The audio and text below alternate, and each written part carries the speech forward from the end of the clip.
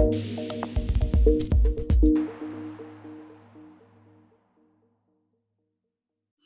Doug, welcome back. I always say this is one of my favorite questions because we're influenced all the time, and we influence, whether we like it or not, all the time.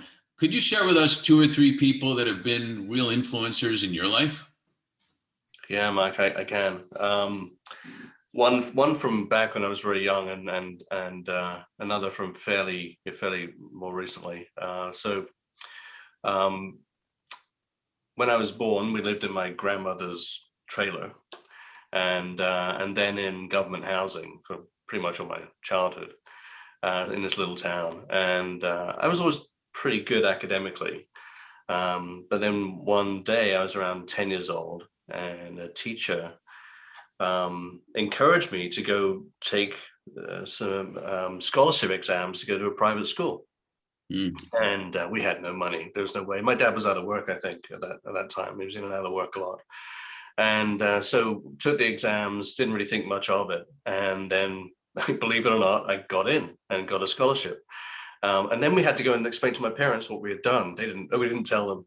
So, hey, mom, dad, we got into the school, and of course, lots of questions then about how we were going to pay for it. So I was lucky that I got the scholarship. But that person changed my life in so many ways. In that, where I grew up, there was a glass ceiling. I want to use that word carefully, but there was a glass ceiling in that people couldn't see beyond the small town. Nobody knew what the stock market was, right?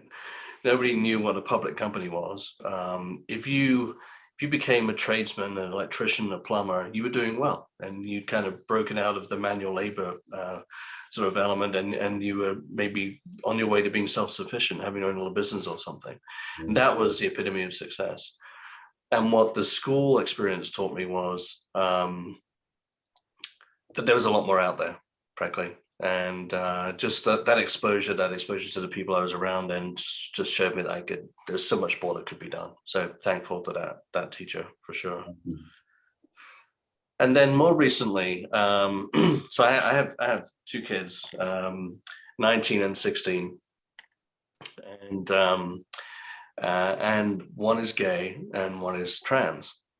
And I can tell you that that has been an education, and trying to understand what they've been going through. But their bravery, their persistence, their desire and willingness to be themselves, to be individuals, and then to stand up and fight for their rights and for the rights of others, this has been truly inspiring, and they're incredibly brave. So thank you so much for sharing that, because it is so important. First of all, teachers need to be paid a whole lot more money and have great qualifications. It doesn't we're talking about not making sense for years. How something so important is so ridiculous it's upside down, isn't it?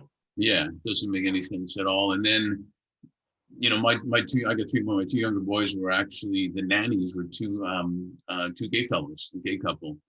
And they one was an ex-military guy, and the other was like, a party guy. But the love and the bravery and everything you talk about, unbelievable. And they became like uncles to my kids.